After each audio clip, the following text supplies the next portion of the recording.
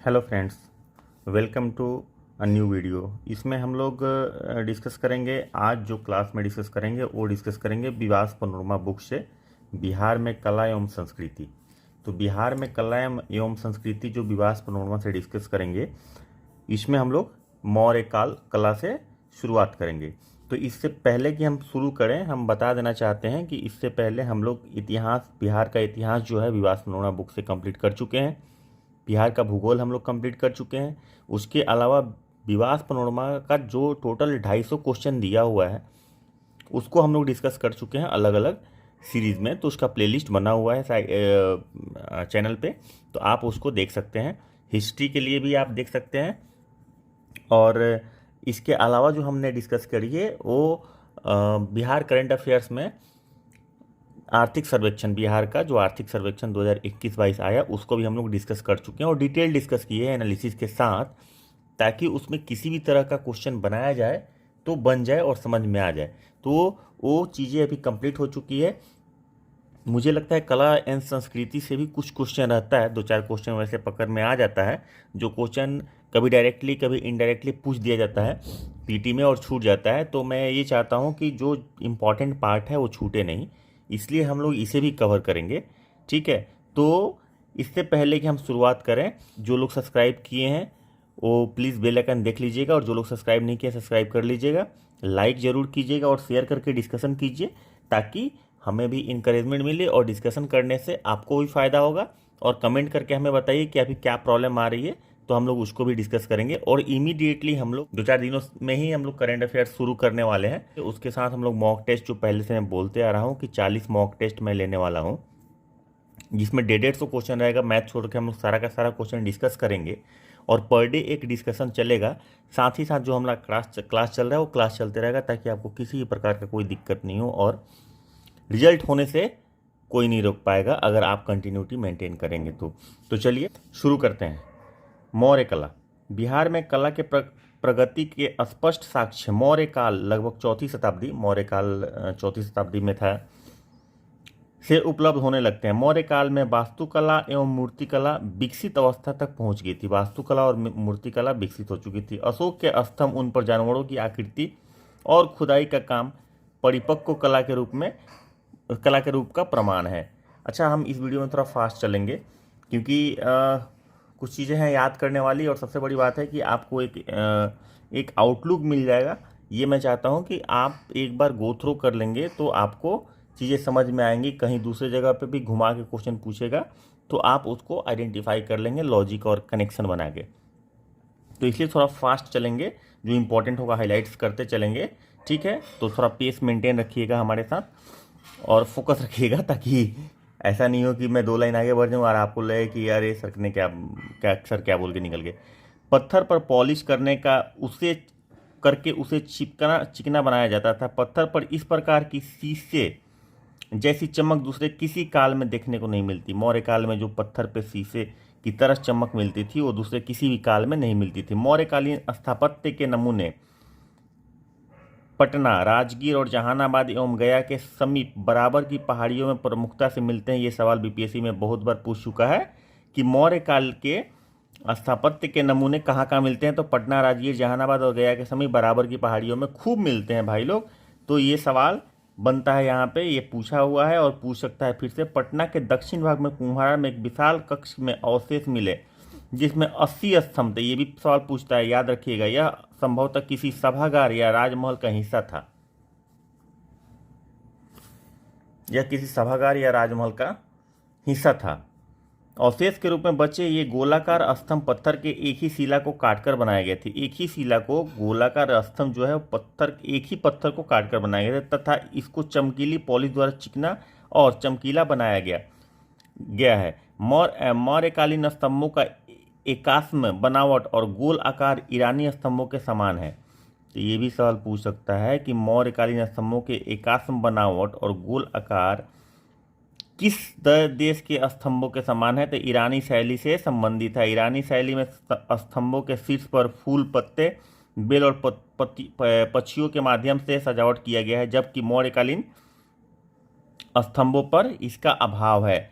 तो ये भी एक सवाल बनता है कि ईरानी शैली में और मौर्यकालीन शैली में क्या डिफरेंस है। तो ये है कि ईरानी शैली में जो शीर्ष होता था स्तंभ का, उस पर फूल, पत्ते, बेल और पक्षियों के माध्यम से सजावट किया जाता था, जबकि मौर्यकालीन स्तंभों पे इन सब चीज़ों का अभाव है, यानी कि फूल, पत्ते, बेल, पत्तियां नहीं है। तो ये भी एक सवाल बन सकता है, ध्यान रखेंगे।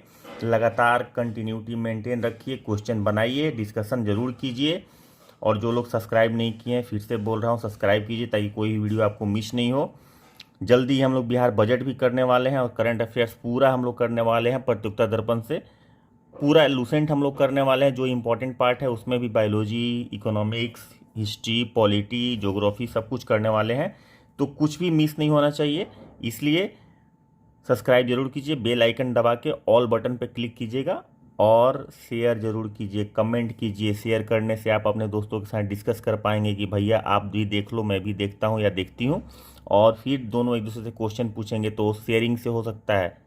और कमेंट करेंगे, जहाँ पे आपको कोई तकलीफ आ रही है कमेंट करेंगे, हमें बताएंगे, तो हम लोग उसमें और एडिशन या इम्प्रूवमेंट या जो आपको चाहिए होगा, यहाँ पे कहीं पे कन्फ्यूज़न हो रहा है तो उसमें आपको फ़ायदा मिलेगा।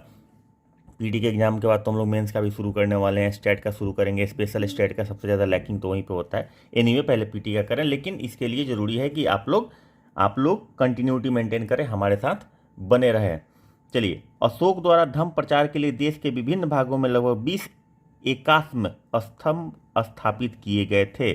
धम्म प्रचार के लिए अशोक ने 20 किए थे। इसके शीर्ष भाग के मुख्य अंश है घंटा। शीर्ष भाग का भाई मुख्य अंश अशोक के स्तंभ का, 20 स्तंभ का, एकात्मक स्तंभ का क्या है? घंटा, जिसे भारतीय विद्वान अवांगमुखी कमल, घंटा उल्टा हुआ, इन्वर्टेड लोटस जिसको कहते हैं। ये सवाल पूछता है बीपीएससी में भाई, बहुत बार पूछा है, ध्यान रखेंगे। ये बीपीएससी, सीडीपीओ, किसी भी एग्जाम में, जो भी दूसरे एग्जाम होता है उसमें भी पूछ सकता है, बीपीएससी में पूछा हुआ है। इसके ऊपर गोल अंड या चौकी अंकित है। कुछ चौकियों पर 4 पशु, 4 छोटे चक्र अंकित है तथा कुछ पर हंस पंक्ति अंकित है। चौकी पर सिंह, अश्व, हाथी तथा बैल आसीन है। चौकी पर क्या क्या है? सिंह है, अश्व है, हाथी है और बैल है। याद रखेंगे, ये सवाल पूछ देता है क्या नहीं है।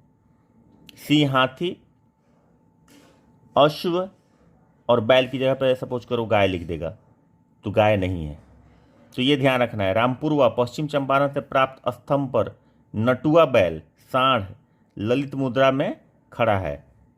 अब देखिए, रामपुरवा पश्चिम चंपारण से प्राप्त जो स्तंभ है उस पर नटुआ बैल, मतलब उसको सांड बोलते हैं, ललित मुद्रा में खड़ा है। अशोक के एक एकात्मक स्तंभ बिहार में निम्नलिखित स्थानों पर पाए गए हैं। तो कहाँ कहाँ पाया गया भाई? लौरिया, नंदनगढ़ पश्चिम चंपारण, लौरिया अरेराज पूर्वी चंपारण, रामपुरवा पश्चिमी चंपारण, बसाड़ वैशाली, ये 4 जगह पाया गया है। पूर्वी चंपारण, हाँ, इसके निर्माण में चुनार, एक मिनट, नहीं दिख रहा होगा, हाँ, इसके निर्माण में चुनार, मिर्जापुर उत्तर प्रदेश के धूसल बालू का प्रयोग हुआ है। चुनार मिर्जापुर में है, और ये उत्तर प्रदेश वाला मिर्जापुर की बात हो रही है कि धूसर बालू पत्थर का उपयोग हुआ है और उस पर चमकीली पॉलिश का प्रयोग किया गया है। पशु आकृति के अतिरिक्त मूर्ति कला की आरंभिक मिसालें पटना से प्राप्त यक्षों की 2 मूर्तियां हैं। पशु आकृतियों के अतिरिक्त मूर्ति कला की आरंभिक मिसालें पटना से प्राप्त यक्षों की 2 मूर्तियां हैं। यक्ष की 2 मूर्ति जो कोलकाता के राष्ट्रीय संग्रहालय में सुरक्षित है। कोलकाता जो है वो सबसे बड़ा म्यूजियम है इंडिया का। तो पुराविद शास्त्री काशी प्रसाद जायसवाल ने इसे अजात शत्रु और उदयन की मूर्तियां बताया है। किसने कहा था? काशी प्रसाद जायसवाल ने इसे अजात शत्रु और उदयन की मूर्ति बताया, लेकिन अधिकांश इतिहासकार इसे अज्ञात यक्षों की प्रतिमा मानते हैं। लोहानीपुर पटना में 2 नग्न पुरुषों की मूर्तियां मिली। नग्न पुरुष की मूर्ति भाई कहाँ मिली?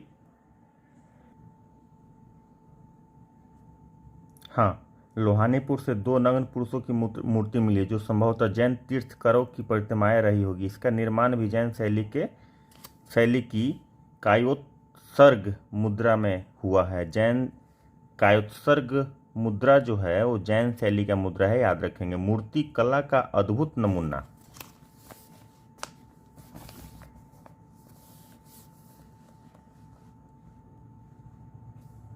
मूर्ति कला का अद्भुत नमूना पटना सिटी के दीदारगंज से प्राप्त एक स्त्री की मूर्ति है, जिसे कभी दीदारगंज यच्छी और कभी सिरतन का नाम दिया जाता है। बहुत ही इंपॉर्टेंट है, ये बहुत बार पूछा जा चुका है अलग अलग एग्जाम्स में, तो इसे याद रखेंगे। मटियाले भूरे रंग में बालू के पत्थर से बनी यह, बालू का पत्थर, मटियाले भूरे रंग से बनी यह मूर्ति सीधी खड़ी हुई मुद्रा में है। इस शानदार कलाकृति से उस समय की औरतों के बाल संवारने के ढंग, आभूषण और वस्त्रों का पता चलता है। तो ये तो कहाँ से मिला है, ये बहुत बार पूछ चुका है। ये भी पूछ सकता है कि इस मूर्ति से क्या पता चलता है, तो उस समय के औरतों के बाल संवारने का ढंग, आभूषण और वस्त्रों का पता चलता है। तो ये दोनों बात याद रखेंगे। अगर दोनों ऑप्शन में रहेगा तो ऑप्शन ई हो जाएगा, मतलब नन और more of the above is correct हो जाएगा। और इसमें से कोई एक होगा, तो इसके अलावा और कुछ इसमें नहीं लिखा हुआ है। इस अद्भुत कलाकृति पर भी मौर्यकालीन चमकीली पॉलिश का उत्तम प्रयोग हुआ है। यह पटना संग्रहालय में सुरक्षित है। तो दीदारगंज में जो यक्षिणी का मूर्ति पाया गया था, जिसे सिरत्न भी कहा जाता है, वो कहाँ है, तो पटना में, पटना के संग्रहालय में सुरक्षित है। अब आगे चलते हैं।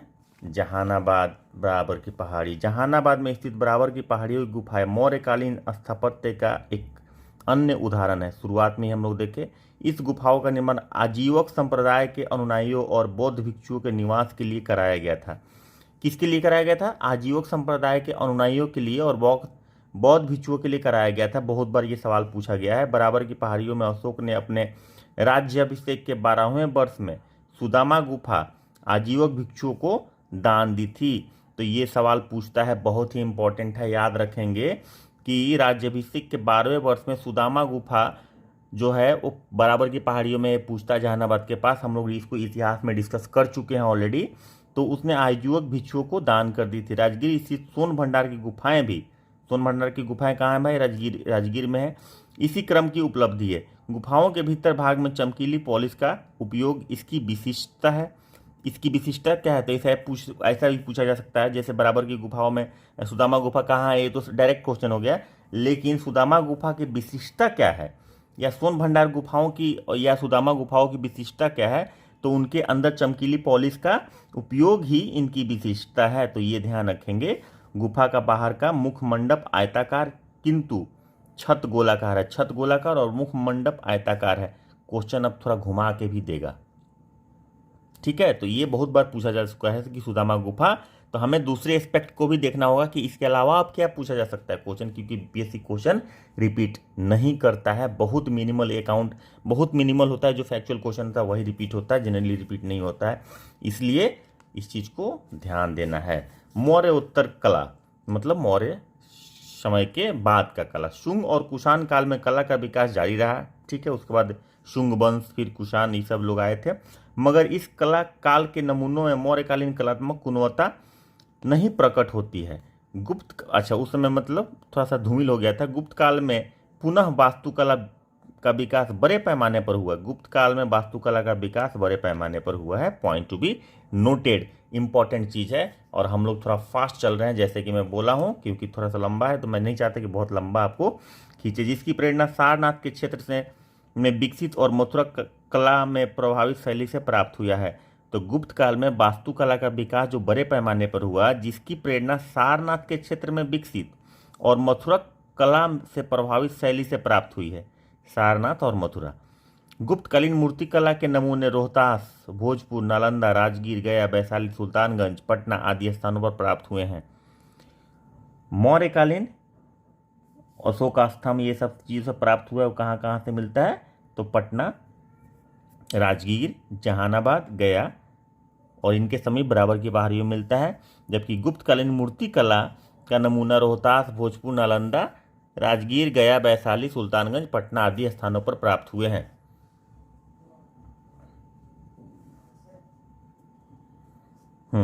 गुप्त कला मथुरा शैली से प्रभावित था तथा गुप्त कला किससे प्रभावित था? गुप्त समय का जो कला था मथुरा शैली से प्रभावित था। मैं हाईलाइट कर देता हूँ भाई लोग, इसको ध्यान रखना है। तथा इसमें बौद्ध धर्म की तुलना में हिंदू धर्म का प्रभाव अधिक था। तो मौर्यकालीन वाला में बौद्ध धर्म का प्रभाव अधिक था और इसमें गुप्त काल में हिंदू धर्म का प्रभाव अधिक झलकता है। भागलपुर के सुल्तानगंज से प्राप्त 7.5 फुट ऊंची बुद्ध की ताम्र मूर्ति गुप्त काल के प्रारंभिक श्रेष्ठ रचनाओं में से एक है। तब ये क्वेश्चन गलत हो जाता है जब आप ये बोलते हैं कि गुप्त काल में ये नहीं पाया गया था, मौर्य काल का ये एक एग्जाम्पल बताता है, तो ये नहीं होता। ये गुप्त काल का है कि भागलपुर के सुल्तानगंज में 7.5 फुट ऊंची ताम्र मूर्ति, मतलब तांबा का मूर्ति जो मिला है बुद्ध भगवान का, वो मौर्यकालीन समय का बताता नहीं है, वो गुप्तकालीन समय के श्रेष्ठ रचनाओं में से एक है। ये ध्यान रखेंगे क्योंकि गुप्तकालीन में हम लोग जहाँ समझ रहे हैं कि हिंदू धर्म का प्रभाव अधिक था तो बौद्ध धर्म कम हो गया था, लेकिन ऐसा नहीं है। मूर्ति जो थी वो बुद्ध भगवान की, वो गुप्त काल की थी, ये ध्यान रखेंगे। इस मूर्ति का देखिए मैं क्या कर रहा हूँ कि मैं जो क्वेश्चन पूछा गया है मैं कोशिश कर रहा हूँ कि उसको हम लोग डिस्कस कर ले। इसके साथ ही और क्या पूछा जा सकता है, ये जो हमने जो गोल गोल घेर के हमने बताया, तो ये सब चीज़ों पे भी ध्यान देना है कि क्वेश्चन इस तरह से भी पूछा जा सकता है। इस मूर्ति का पर पारदर्शक वस्त्र है जो शरीर से चिपके हुए हैं। वर्तमान में एक मूर्ति बर्मिंघम इंग्लैंड के संग्रहालय में सुरक्षित है। तो एक मूर्ति जो है वो बर्मिंघम इंग्लैंड में है, वहाँ के संग्रहालय में सुरक्षित है। बिहार में अनेक गुप्तकालीन, तो ये जो मूर्ति है तो गुप्तकालीन की मूर्ति कहाँ है, इंग्लैंड में सुरक्षित है, बर्मिंघम म्यूजियम में जो है वो गुप्त काल की मूर्ति है। बिहार के अनेक गुप्तकालीन मृत्यमयी मूर्तियां प्राप्त हुई जिसका सौंदर्य अप्रतिम है। इन मूर्तियों में गुप्तकालीन नारी सौंदर्य के आदर्श की सफल अभिव्यक्ति हुई है।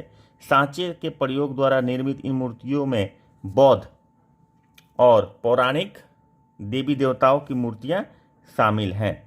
तो ये हो गया पूर्वोत्तर कला, मौर्योत्तर कला। मौर्योत्तर कला में मेनली गुप्त कला है। चलिए पाल कला में आते हैं। पाल युग 9वीं से 10वीं शताब्दी से था, में पत्थर और कांसे की मूर्तियों का निर्माण, पत्थर और कांसा, पाल युग, पौ से पाल, पौ से पत्थर और कांसे की मूर्तियों का निर्माण की एक अत्यंत एक उन्नत शैली का विकास बिहार में हुआ जिसका प्रसार बंगाल तक था। नालंदा निवासी धीमन और बिठपाल ने कांस्य प्रतिमाओं के निर्माण की इस शैली में महत्वपूर्ण योगदान दिया है। तो किसने योगदान दिया है? पाल कला में जो कांसे की जो बनी हुई थी मूर्तियां, उसमें प्रतिमा जो सब बनी हुई थी उसमें धीमन और बिठपाल कांस्य की प्रतिमाओं के निर्माण में इस शैली में महत्वपूर्ण योगदान दिए हैं।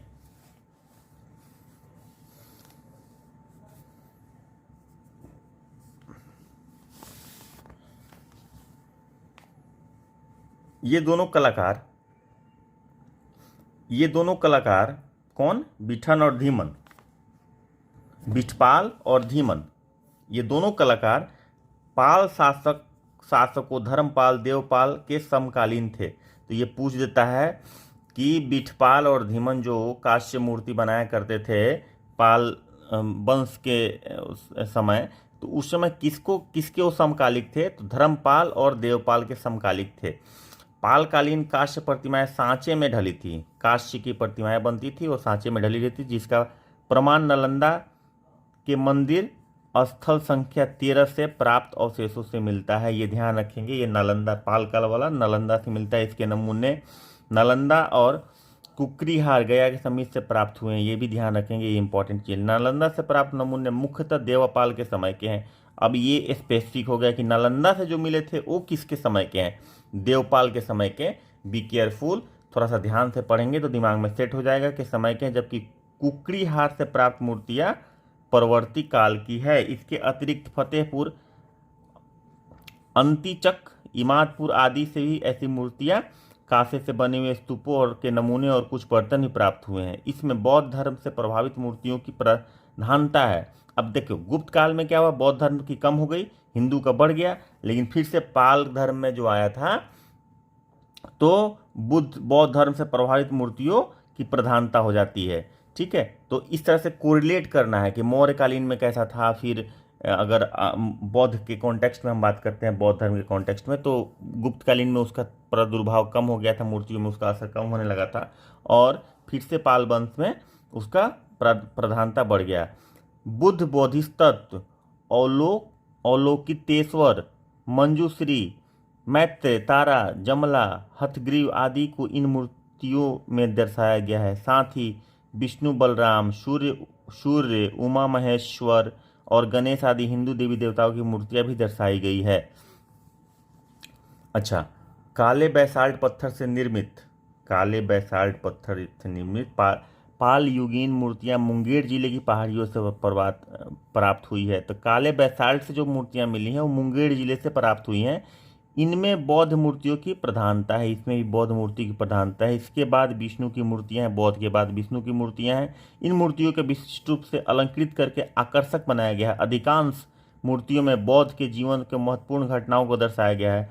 तो बौद्ध धर्म की प्राथमिकता भी है और अधिकांश मूर्तियों में क्या दिखाया गया है, तो बुद्ध भगवान के जीवन का महत्वपूर्ण घटना है उसको दर्शाया गया, जिसमें जन्म, ज्ञान प्राप्ति, प्रथम धर्मोपदेश, धर्मचक्र परिवर्तन जिसको बोलते हैं, निर्वाण आदि है। भागलपुर के समीप अंतिचक में विक्रमशिला महाविहार से पाल युग के सुंदर और कलात्मक मृद भांड के अवशेष मिले हैं। मृद भांड के अवशेष मिले हैं। हाँ, इसके निर्माण दीवारों पर सजावट के लिए किया जाता था, जिसमें धार्मिक और सामान्य जीवन के दृश्य देखे जा सकते हैं। कलात्मक सुंदरता का एक उत्कृष्ट उदाहरण एक तख्ती है। कलात्मक सुंदरता का एक उत्कृष्ट उदाहरण एक तख्ती है, जिस पर एक स्त्री को बैठी हुई मुद्रा में दिखाया गया है। दाहिनी पैर बाएं पैर पर रखा है और शरीर झुका हुआ है। एक हाथ में आईना लिए वह अपने रूप को निहार रही है और दूसरे हाथ की उंगलियों से अपने मांग में सिंदूर भर रही है। तो ये जो है ये पाल वंश के समय का जो है चित्रण करता है। तो आगे बढ़ते हैं। अब पाल युग में चित्रकला का भी प्रगति हुई। पाल युग में चित्रकला की भी प्रगति हुई। चित्रकला का विकास पाल युग से शुरू हो चुका था। तारपत्र पर पांडुलिपियों के चित्रण के अतिरिक्त दीवारों पर चित्र बनाने के उदाहरण भी मिले। पाल वंश के समय, पाल युग में ये चित्रकारी भी शुरू हो चुका था, जिसमें तारपत्र और पांडुलिपियों के चित्रण का अतिरिक्त दीवारों पर भी चित्रण के उदाहरण मिले हैं। पांडुलिपियों के श्रेष्ठ उदाहरण है अष्ट सहस्रिक, प्रज्ञापरमित और पंचरच। ये जो है पांडुलिपि दोनों है, ये दोनों कैम्ब्रिज विश्वविद्यालय के पुस्तकालय में सुरक्षित हैं। पांडुलिपियों के श्रेष्ठ उदाहरण है अष्ट सहस्रिक, प्रज्ञापरमित और पंचरक्ष। ये जो दोनों है ये पांडुलिपि हैं और ये दोनों कैम्ब्रिज यूनिवर्सिटी के पुस्तकालय में सुरक्षित हैं। इसमें बुद्ध के जीवन दृष्टियों के अतिरिक्त महायान परंपरा के में पूजे जाने वाले विभिन्न देवी देवताओं का चित्रण हुआ है। महायान में पूजे जाने वाले विभिन्न, बुद्ध भगवान का जीवन तो वृत्तांत है ही, इसके अलावा जो महायान परंपरा में, हिनायान महायान जो दो है ना, उसमें महायान परंपरा में जो पूजे जाने वाले देवी देवता है उनका चित्रण हुआ है। चित्रों में लाल, नीला, काला, सफ़ेद, हरा, बैंगनी, हल्का गुलाबी और धूसर रंगों का प्रयोग किया गया है। इन चित्रों पर तांत्रिक कला का प्रभाव भी स्पष्ट है। चित्रकला का एक अन्य रूप भित्ति चित्र के रूप में नालंदा जिला के सराय स्थल से प्राप्त हुआ है।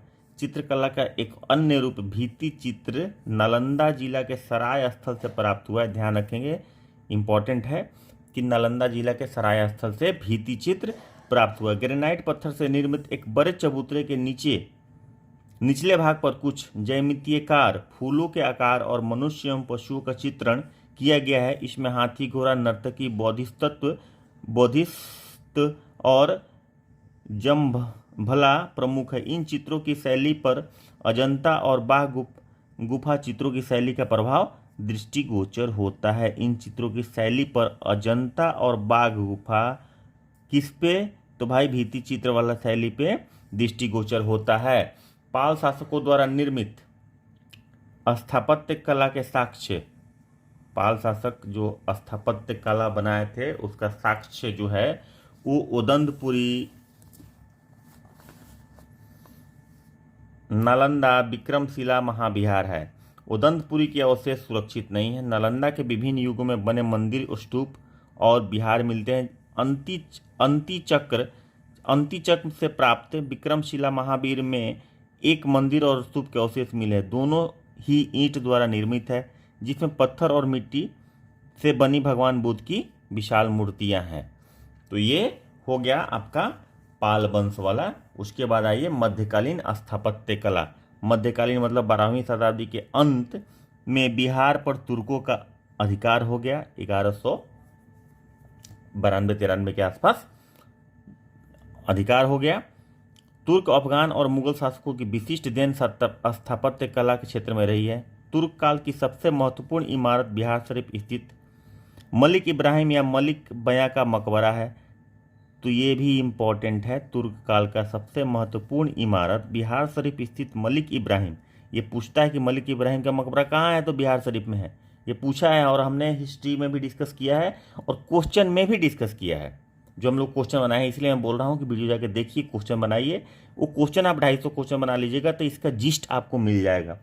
और ये डिटेल में कर रहा हूँ ताकि आपको किसी भी तरह का कोई कन्फ्यूजन नहीं हो। कोई सिर्फ सवाल देख के ऐसा नहीं कि क्वेश्चन को उल्टा कर दिया तो समझ में नहीं है, इसलिए थोड़ा पढ़ना भी जरूरी है। तो डिटेलिंग जो जरूरी है, लेकिन क्वेश्चन बनाना भी जरूरी है। दोनों एक दूसरे को कंप्लीमेंट करते हैं, एक दूसरे को पूरा नहीं कर सकते हैं कि इसके बिना इसका काम चल जाएगा। तो और थोड़ा डिटेल में तो जाना पड़ेगा। आप रियली अगर सीरियस हैं तो थोड़ा डिटेल में तो जाना पड़ेगा, क्योंकि शॉर्टकट किसी भी चीज़ का नहीं है। शॉर्टकट करेंगे तो मुश्किल में पड़ जाएंगे, इसलिए शॉर्टकट नहीं करना है। और एक चीज़ और, ये भी नहीं कहना है कि चलो इस बार तो ट्राई कर लेते हैं, अगली बार से बढ़िया से करेंगे। अगला बार कभी नहीं आता है, ठीक है। इसलिए जब करिए डू और डाई वाले मोड में करिए, तभी रिजल्ट होगा। चलिए, बिहार शरीफ में स्थित मलिक इब्राहिम या मलिक बयां का मकबरा है। गयासुद्दीन तुगलक के मकबरे से प्रेरणा लेकर इसका निर्माण 1353 में कराया गया था। तो मलिक इब्राहिम का जो मकबरा है वो बिहार शरीफ में है, जो किसके मकबरे से प्रेरणा लेकर बनाया गया था? तो गयासुद्दीन तुगलक का। और कब बनाया गया था? 1353 ईस्वी में बनाया गया था। इस पर तुगलक शैली का प्रभाव है, ठीक है। अफगान शैली का प्रतिनिधित्व सासाराम स्थित 3 मकबरों से होता है। अफगान शैली कहाँ से पता चलता है भाई? सासाराम स्थित 3 मकबरा है, जो हसन खां, शेर शाह और इस्लाम खां के है। इन तीनों के मकबरा को देखने से पता चलता है कि अफगान शैली का है। तो हम लोग क्या करेंगे, याद नहीं रहेगा तो अफगान शैली सासाराम हमको अगर याद है तो अफगान शैली हम सोचेंगे शेर शाह, और शेर शाह मार के आ जाएंगे, उसमें एक हसन खां भी दे देगा या तीनों का नाम दे देगा। हमारा ऑप्शन होना चाहिए 5वां, इनमें से कोई नहीं, या फिर एक से अधिक सही, या नन ऑफ द एबव और more than one of the above is correct, ऐसा रहेगा। 5वां आंसर होना चाहिए जी।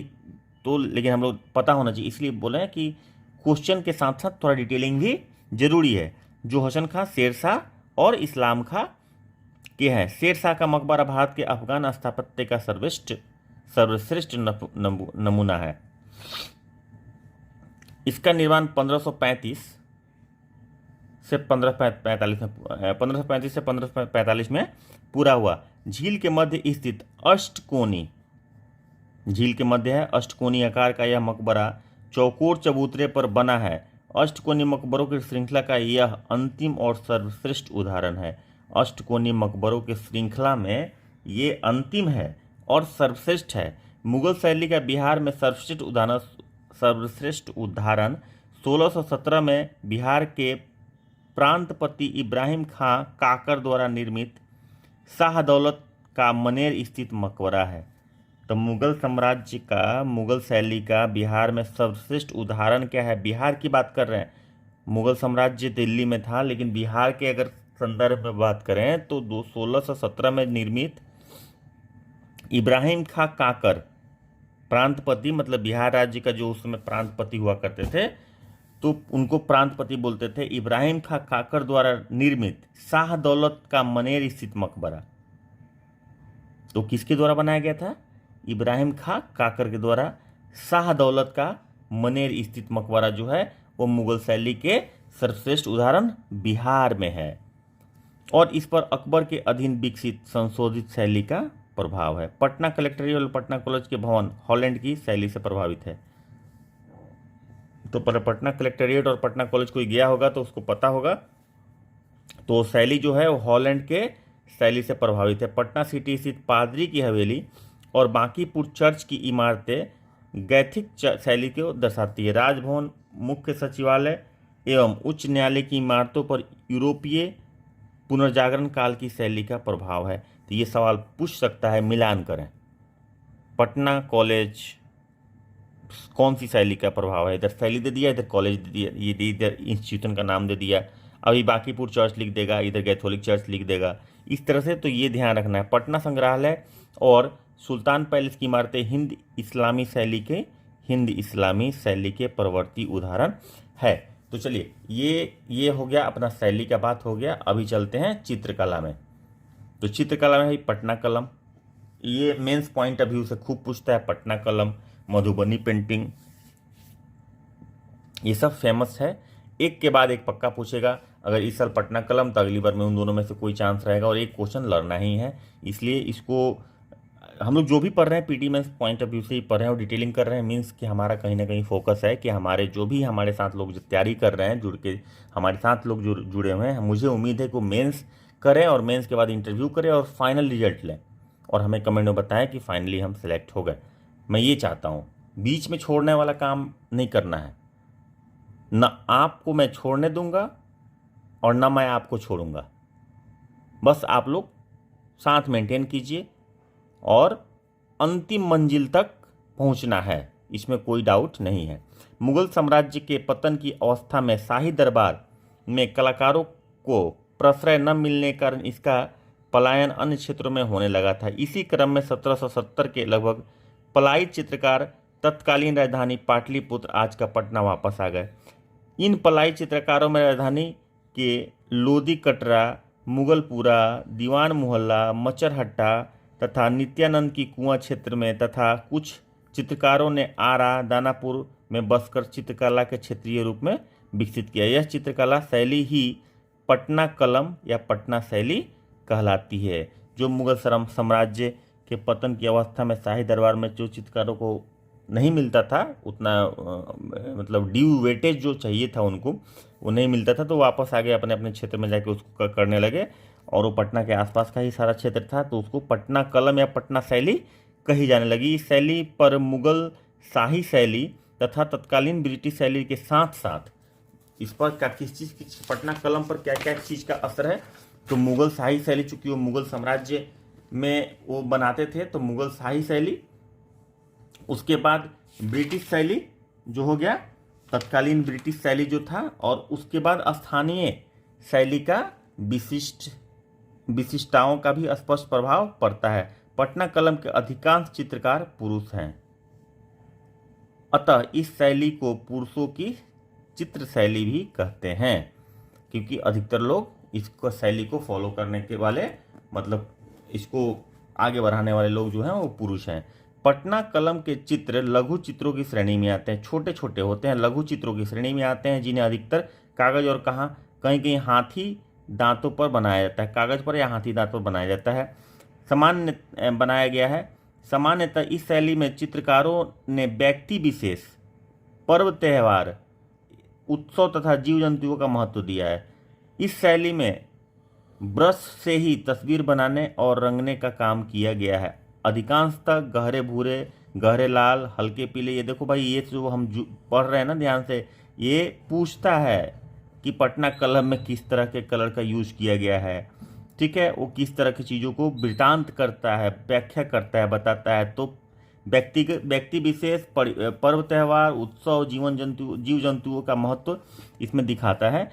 रंगों का प्रयोग किया गया है, ये गहरे भूरे, गहरे लाल, हल्के पीले, हल्के नीले, याद रखेंगे, गहरे भूरा और लाल को गहरा और पीला और नीला होगा हल्का, किया गया है। इस शैली के चित्रों में सजीवता और सामान्य जीवन से इसका घनिष्ठ संबंध सबसे प्रमुख है। इस चित्रों में सजीवता और सामान्य जीवन का सबसे घनिष्ठ प्रभाव। इस शैली के प्रारंभिक चित्रकारों में सेवक राम 1770 से 1830, हुलास लाल 1785 से 1885, उनके प्रसिद्ध चित्रों में दिवाली और होली के दृश्य दिखाए गए हैं। सेवक राम इम्पोर्टेंट है इसमें, और हुलास लाल। इस शैली के अन्य प्रमुख चित्रकार जयराम दास, शिवदयाल लाल आदि जबकि अंतिम शीर्ष चित्रकार ईश्वरी प्रसाद वर्मा थे, जिनका निधन 1949 में हुआ था। तो अंतिम शीर्ष चित्रकार जो थे पटना कलम के, वो कौन थे? ईश्वरी प्रसाद वर्मा थे, जिनका निधन 1949 में हो गया। इस शैली के चित्रों के नमूने बड़ी संख्या में पटना संग्रहालय में सुरक्षित है। पटना कलम में सर्वाधिक महत्वपूर्ण चित्र है महादेव लाल द्वारा निर्मित गंधारी चित्र। तो पटना कलम का सर्वाधिक महत्वपूर्ण चित्र कौन है भाई? तो गंधारी चित्र, जिसको बनाया है महादेव लाल ने। तो पूछ देगा कि गंधारी चित्र जो है वो किस चित्र मतलब किस चित्र शैली का है? तो पटना कलम का है। अच्छा, ये किसने बनाया? तो महादेव लाल ने बनाया है।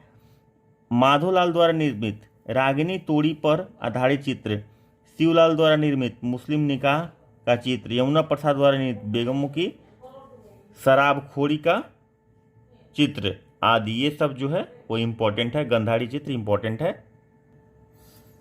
अब आगे आते हैं मधुबनी चित्रकला या मिथिला चित्रकला। मिथिलांचल के लोक कला के रूप में घर आंगन से विकसित यह चित्रकला कहाँ से विकसित हुआ भाई? घर आंगन से। शैली काफ़ी पुरानी है, लेकिन इसे लोकप्रियता हाल के दशकों में ही प्राप्त हुई। हालांकि 1942 में लंदन के आर्ट गैलरी में मधुबनी चित्रकला की एक प्रदर्शनी लगाई गई थी, लेकिन उस समय यह चर्चित नहीं हुई। इस शैली को प्रोत्साहन देने के लिए भारतीय हस्तशिल्प परिषद दिल्ली के भास्कर कुलकर्णी ने मधुबनी के चित्रकारों से चित्र बनवाए तथा इसकी प्रथम प्रदर्शनी 1967 में दिल्ली में आयोजित की, जिससे मधुबनी चित्रकला को विश्व स्तरीय लोकप्रियता मिली। तो किसने लगवाई थी? भास्कर कुलकर्णी ने। हस्तशिल्प परिषद दिल्ली के भास्कर कुलकर्णी ने मधुबनी के चित्रकारों से चित्र बनवाए तथा इसकी प्रथम प्रदर्शनी 1967 में दिल्ली में आयोजित की। इससे मधुबनी चित्रकला को विश्व स्तरीय लोकप्रियता मिली। तत्कालीन रेल मंत्री ललित नारायण मिश्र द्वारा इस चित्रों को जयंती जनता एक्सप्रेस तथा अन्य प्रमुख रेलगाड़ियों में स्थान दिए जाने से इसकी लोकप्रियता के साथ ही आर्थिक लाभ को भी प्रोत्साहन मिला। तो ये कौन किया था? तत्कालीन रेल मिनिस्टर उस समय के कौन थे? ललित नारायण मिश्र। उन्होंने ट्रेन में लगवाई इसके पोस्टर और इससे इसको बहुत फायदा मिला, लोकप्रियता बढ़ी और साथ ही साथ आर्थिक सहयोग भी मिला। यह एक लोक कला है, जिसे महिलाओं की ही पूर्ण भूमिका है, अतः इसे महिलाओं की चित्र शैली कहते हैं। तो पटना कलम को पुरुषों की चित्र शैली कहते हैं और मधुबनी चित्रकला को महिलाओं की चित्र शैली भी कहा जाता है। फिर भी नरेंद्र कुमार कर्ण, अरुण कुमार यादव, शिवन पासवान आदि चित्रकारों ने महिलाओं के क्षेत्र को चुनौती देने का प्रयास किया है। इस शैली के चित्र दो प्रकार के होते हैं, भित्ति चित्र और अड़ीपन। भित्ति चित्र के निम्नलिखित 3 रूप से देखे जा सकते हैं: गोसनी के घर की सजावट, कोहबर घर की सजावट, कोहबर घर के कोनियों की सजावट। पहली श्रेणी के चित्र धार्मिक महत्व के होते हैं, जबकि 2 में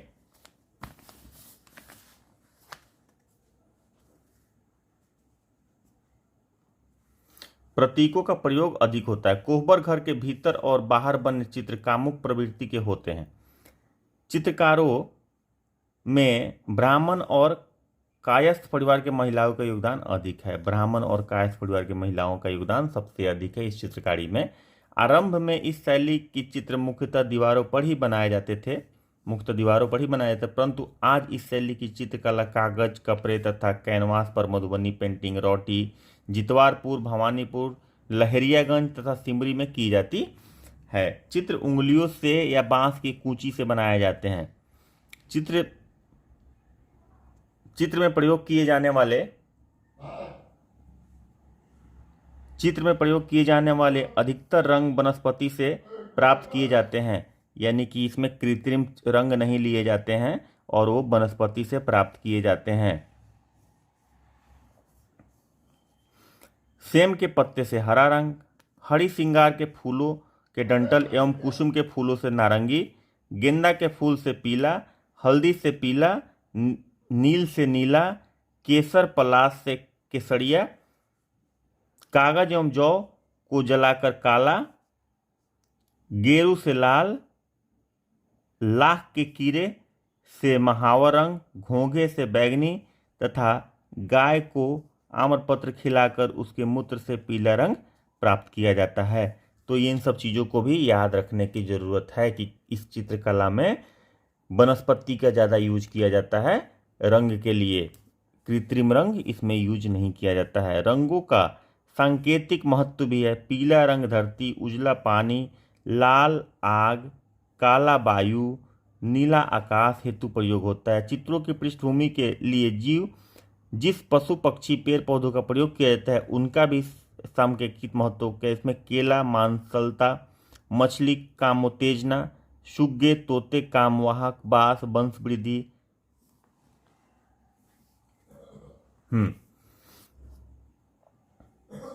वंश वृद्धि, सिंह शक्ति, हाथी और घोड़े ऐश्वर्य, हंस और मयूर शांति, सूर्य चंद्र दीर्घ जीवक के प्रतीक हैं।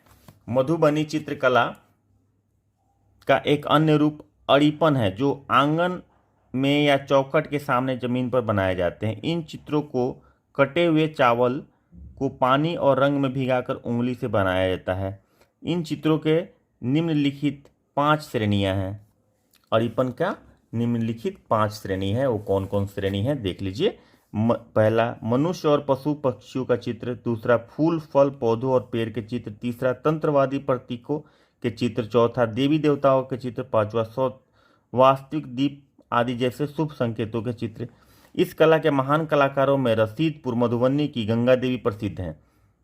रसीदपुर की अन्य प्रमुख महिला चित्रकार हैं सिया देवी, कौशल्या देवी, भागवती देवी, मैना देवी, हीरा देवी, आशा देवी, शांति देवी, बाघो देवी, महासुंदरी देवी, नीलू यादव, भारती दयाल, लाल बाबा, शशिकला देवी आदि। वर्तमान में मधुबनी चित्रकला के कुछ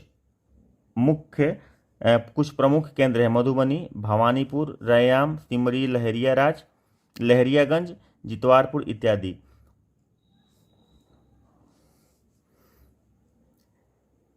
शशिकला देवी के चित्रों की प्रदर्शनी जापान में हो चुकी है। जापान के तोकामाची नगर में मिथिला चित्रकला का संग्रहालय बनाया गया है। तो तोकामाची नगर जो है जापान में, वहाँ पे मिथिला चित्रकला का संग्रह बनाया गया है। उसके बाद मंजूषा शैली। इस शैली के अंतर्गत राज्य के भागलपुर क्षेत्र में सनई की लकड़ियों से बनी मंदिर सरीखी मंजूषा पर क्षेत्र में प्रचलित बिहुला बिसहरी के लोक कथाओं में वर्णित चित्रों की कूचिया द्वारा चित्रण किया जाता है। इस शैली में पात्रों का मात्र बायां भाग ही चित्रित किया जाता है। इस शैली का इंपॉर्टेंट पार्ट ये है कि पात्र का मात्र बायां भाग ही चित्रित किया जाता है।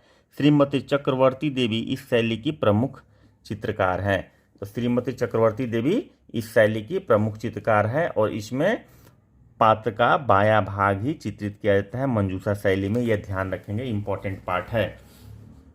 अब इसमें मंजूषा शैली के बाद हम लोग आ जाते हैं कुछ संग्रहालय है और उसका स्थापना कब हुआ था, ठीक है, और विशिष्टता इधर दिया हुआ है, तो वो हम लोग देख लेते हैं। पटना संग्रहालय 1917 में एस्टेब्लिश हुआ था। बिहार का सबसे बड़ा संग्रहालय है। मुख्य आकर्षण दीदारगंज के प्राप्त मौर्यकालीन यक्षिणी की मूर्ति, मौर्य काल से पाल काल तक के प्राचीन अवशेष, जीवाश्म वृक्ष, लगभग 20 लाख वर्ष पुराना मुगल चित्रकला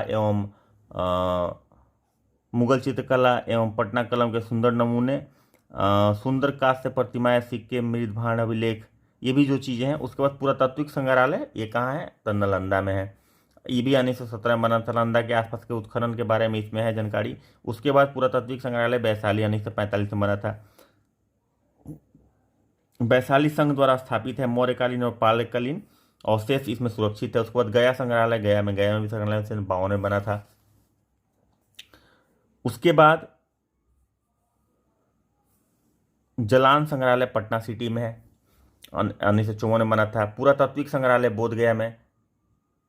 बोधगया से प्राप्त मूर्ति, ऐतिहासिक अवशेष, अन्य पुरातत्व। चंद्रधारी संग्रहालय दरभंगा में है, 1957 में बना था। रत्नी मधुबनी के जमींदार चंद्रधारी सिंह के निजी संग्रह की वस्तुएं। रत्नी के जमींदार रत्नी मतलब मधुबनी के जमींदार 12,000 से अधिक सुरक्षित वस्तुओं में धातु, लकड़ी, मिट्टी, हाथी दांत, ऐतिहासिक अवशेष और पांडुलिपियां हैं। राजेंद्र स्मारक संग्रहालय 1963 में बना था। राजेंद्र डॉक्टर राजेंद्र प्रसाद के प्रथम राष्ट्रपति के जीवन से संबंधित। उसके बाद गांधी संग्रहालय 1967 में बना था। नवादा संग्रहालय नवादा में 1974 में बना था। उसके बाद महाराज लक्ष्मेश्वर सिंह संग्रहालय दरभंगा 1979 मतलब 1979 में बना था। उसके बाद श्री कृष्ण विज्ञान केंद्र 1981 में बना था, प्रथम विज्ञान संग्रहालय है। तो ये कुछ संग्रहालय है जिसको आप एक नज़र जरूर दोहरा लीजिएगा। मैं थोड़ा सा वैसे ही चला दे रहा हूँ, वैसे वीडियो को रोक के भी आप लोग देख सकते हैं। उसके बाद आता है, मैं इसको आज ख़त्म ही कर देता हूँ, 10 मिनट या फिर शायद नहीं ख़त्म करूँगा, नहीं तो थोड़ा सा लंबा हो जाएगा वीडियो। तो अगर ख़त्म होता है तो मैं देखता हूँ। अच्छा, अभी करते हैं झांसी कला शैली, सांझी कला शैली। मुख्यतः उत्तर प्रदेश के ब्रज क्षेत्र में यह चित्रकला शैली पटना तथा उसके सीमावर्ती क्षेत्र में लगभग 5 दशकों की से प्रचलित है। कला समीक्षक इसे कला शैली न मानकर मात्र एक कला स्वीकार करते हैं। इस शैली की अल्पना, रंगोली तथा अड़ीपन नाम से भी जाना जाता है। झांसी सांझी कला शैली, सांझी कला शैली को इस तरह से देखते हैं। उसके बाद थंका शैली, तिब्बती शैली का एक स्वीकृत रूप थंका शैली है। तिब्बती शैली है थंका शैली। बौद्ध शैली में के सहज दर्शन होते हैं। इसका कारण है इस शैली की चित्रकारी एवं विषय वस्तु में बौद्ध जातक कथाओं, संतों तथा तिब्बती साधुओं, आचार्यों और बुद्ध के धर्म उपदेशों का सजीव प्रस्तुतिकरण। पटना संग्रहालय में प्रस्तुति सुरक्षित इस शैली पटना संग्रहालय में है कि 109 चित्रों में धर्मपाल, दिव्यता, अभिधर्मोपदेश, मंडल और अंत प्रकृति का वर्णन दर्शाया मिलता है। इस शैली का प्रमुख चित्रकार है बटुकेश्वर नाथ श्रीवास्तव, उपेंद्र महारथी, दिनेश बख्शी, बीरेश्वर भट्टाचार्य, कुमुद शर्मा, रजत घोष, जमाल जलील इत्यादि। तो ये शैली कला संस्कृति में हम लोग अभी यहाँ तक कंप्लीट कर चुके हैं और आज मैं इसको यहीं पे एंड कर देता हूँ। और कल हम लोग इसमें लोक संगीत जो कुछ इम्पोर्टेंट है, छऊ डांस है, बहुत बार पूछता है भाई, धोबिया नृत्य, झिझिया नृत्य, ये सब बहुत बार पूछता है। जाट जाटिन, शाम को सुबह, तो ये सब हम लोग को देखना है। तो ये हम लोग एक क्लास और होगा, 30 मिनट के आसपास का लगभग होगा और ये ख़त्म हो जाएगा। मैं ये चाहता हूँ कि जो भी आप सवाल बनाएं, आपको सवाल तो प्रैक्टिस करना है और हम लोग खुद 40 सेट लेके आ रहे हैं। 40 प्रैक्टिस सेट मॉक टेस्ट होगा आपका। 40 हम लोग मतलब 40 पूरे 40 दिन तक लगातार एक चलेगा और आप असेसमेंट खुद का कर लीजिएगा। आपको एकदम प्रॉपर माहौल मिल जाएगा भाई, प्रॉपर माहौल आपको मिल जाएगा कि आपको एग्जामिनेशन वाला फीलिंग आ जाएगा। वो 40 दिन जब आप 40 सेट लगा के जाएंगे ना। लेकिन मैं ये चाहता हूँ कि कोई क्वेश्चन जब नहीं बने तो आपको ये लो कॉन्फिडेंस फील नहीं हो। तो इसलिए थोड़ा सा पढ़ के भी जाना ज़रूरी है। पढ़ना मतलब थोड़ा डिटेल पढ़ना ज़रूरी है। अब मैं इसको ना ऑब्जेक्टिव वाइज भी बना सकता था, एकदम पॉइंटर टाइप का भी मिल जाता है, उसको भी बना सकता था, लेकिन थोड़ा सा एक कनेक्टिविटी नहीं बन पाता है उससे। और ऐसे क्या है कि थोड़ा सा कनेक्टिविटी बन जाता है। इसलिए मेरा पर्पस ये होता है कि थोड़ा सा डिटेलिंग, थोड़ा टाइम लगता है, ऐसा कि लगता है, लेकिन टाइम उससे बहुत ज़्यादा बच जाता है कि आप एक बार डिटेलिंग कर लेते हैं तो आपका दिमाग में कॉन्सेप्ट घूमते रहता है और आप तब लंबे समय के लिए तैयार होते हैं। वो ज़्यादा दिन तक रिटेन करता है, आपको रट के रखने की ज़रूरत नहीं होती है। इसलिए मैं कोशिश करता हूँ कि थोड़ा सा डिटेल, थोड़ा सा, और उसकी वजह से थोड़ा टाइम मुझे ज़्यादा लगता है। तो मुझे भी ज़्यादा मेहनत करना पड़ता है, जाहिर सी बात है। आप लोगों को तो मेहनत करना पड़ता है, लेकिन मुझे भी मेहनत करना पड़ता है उस आप लोगों के साथ। तो इसलिए बने रहिए हमारे साथ और लगातार तैयारी करते रहिए, लगातार पढ़ाई करते रहिए, लगातार क्वेश्चन बनाते रहिए। और चैनल को मैं फिर से बोल रहा हूँ, अगर सब्सक्राइब नहीं किए हैं तो प्लीज़ सब्सक्राइब कर दीजिएगा, ताकि सारा वीडियो का नोटिफिकेशन और इन्फॉर्मेशन आप तक पहुँचता रहे। और आप लोगों को अगर सही से आप लोग पढ़ेंगे तो कोई भी सवाल नहीं छूटने जा रहा है। आपका 120 130 प्लस हमारा टारगेट रहे कि 120 प्लस आप सही करके आएँ। 2-4-5 क्वेश्चन गलत ऊपर नीचे होगा तो आपका 115 के आसपास आ जाएगा। आप फाइनल कट ऑफ में रहेंगे पीटी के एग्ज़ाम में। उसके बाद जैसे ही पीटी का एग्ज़ाम होगा, उसके दूसरे तीसरे दिन चौथे दिन से हम लोग मेंस का शुरू कर देंगे। और हमें पता है कि सबसे वीक पॉइंट क्या होता है। स्टैट बहुत वीक पॉइंट होता है स्टूडेंट का। वो लोग समझते हैं क्या कि हम पढ़ के जाते हैं, हमको आता है, हमको आता है। बीपीएससी का सबसे बड़ा टेक्निक क्या है ना कि वो जो सवाल पूछता है बीपीएससी ही समझता है कि वो पूछ क्या रहा है मेंस में, स्टेट के बारे में खास तौर में बोल रहा हूँ। तो अगर आप बहुत ज़्यादा प्रैक्टिस उसको समझ के नहीं गए हैं तो एग्जामिनेशन हॉल में आप पक्का गच्चा खा जाइएगा। वो पूछे कुछ और, आप बना के आइएगा कुछ और, क्योंकि आप बहुत प्रेशर में होंगे। तो हम लोग इतना प्रैक्टिस करवा देंगे, इस तरह से आपको सोचवा देंगे कि आपको वो नंबर पक्का ही आना है, और वही आपका रैंक, मेरिट सब कुछ डिसाइड करता है। तो चलिए इस वीडियो को आज यहीं पे एंड करते हैं। कल ये लोक संगीत और इससे आगे करके बिहार में कला संस्कृति कल हम ख़त्म कर देंगे विवास पनोरमा बुक से, और उसके आगे हम देखते हैं बायोलॉजी या इकोनॉमिक्स हम लोग शुरू करेंगे। बायोलॉजी हिंदी में थोड़ा सा कठिन है समझा पाना या समझना भी आप लोगों के लिए, तो मैं कोशिश करता हूं कि उसको इंग्लिश में शुरू करूं, 2-4 दिन के अंदर शुरू करूं। आज के लिए इतना ही, मिलते हैं कल एक नए वीडियो में। तब तक के लिए बाय बाय, टेक केयर, हंसते रहिए, मुस्कुराते रहिए, जम के पढ़िए। जय हिंद।